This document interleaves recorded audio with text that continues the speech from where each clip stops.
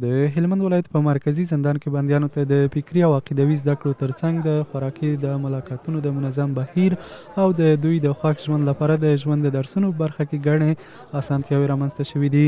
د دغه زندان مسؤلین وایي بندیانو ته د وخت تېرولو لپاره منظم مهالویش جوړ شوی چې پر خپل وخت دوی خپل کارونه په منظمه توګه مخته وړي. البته بیا هغه پخښونه دي، البته ستا د دې دپاره هم چې د خیاطۍ دپاره ستا د مستریان ستا هلته چې وسایل وردغه کړي او دغه رقم صنعتي کې کوم شیان دي کې کاندې وي جلبۍ دا شیان جوړ دي دغه رقم پیسې ورجوړ دا شیان ورته سته. بلخا بیا په دې زندان کې یو شمیر بندیان او د بندیانو د کورنۍ غړي له اسلامي امارت څخه خوښ دي چې په تعلیمي برخه کې له دوی سره د پام وړ هڅې دوامداره ساتلې دي. دوی د هیواد پر ټولو وګړو غږ کوي چې په جرمونو لاس پورې نه کړي ترڅو د زندان له تورو پنجو څخه وژغورل شي. داسې یو ګزاره را سره کړې چې خپل زامن یې ملاقه را سره وکړي، خپل وروڼه یې ملاقه را سره وکړي، ښه ډوډۍ راکوي، ښه مو پر وخت لمنځونه وایي، خپل منځونه کوي، الله ته زارۍ کوي.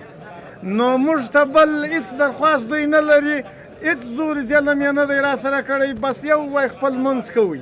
ودسې مو کتل کېږي او دلته نور په مابس کې چې موږ کوم خوراک دی اشپزي وو، ډوډۍ وو، کومه میوه چې موږ ته دغه ده هغه میوه پر وخت راته راځي.